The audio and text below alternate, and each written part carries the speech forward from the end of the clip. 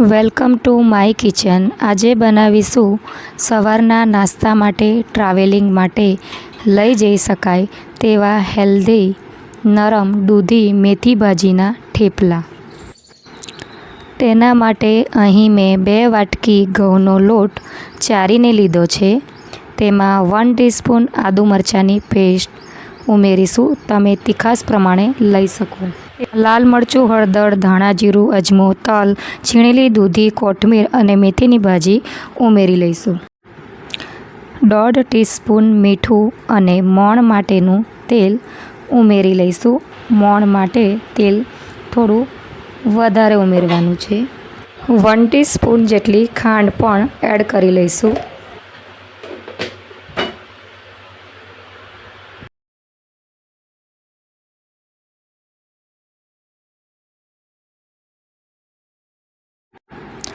થોડું થોડું પાણી ઉમેરતા જઈને મીડિયમ કઠણ લોટ બાંધી લઈશું. વધારે કઠણ નથી કરવાનો. દૂધીના છીણથી પાણી છૂટશે તો લોટમાં ચીકાશ વધશે. તે માટે લોટમાં પહેલેથી જ પાણીનો ઓછો યુઝ કરવાનો છે. 5 મિનિટ માટે રેસ્ટ આપી થેપલા વણી લઈશું.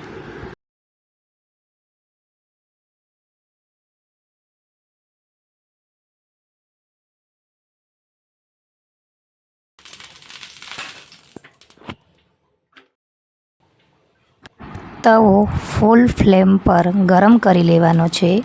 તવા પર તેલ લગાવી લઈશું અને થેપલું રાખીને 2 થી 3 સેકન્ડ સુધી જ શેકાવા દઈશું અને તરત જ પલટાવી બીજી સાઈડ સરખી રીતે શેકી લેવાની છે.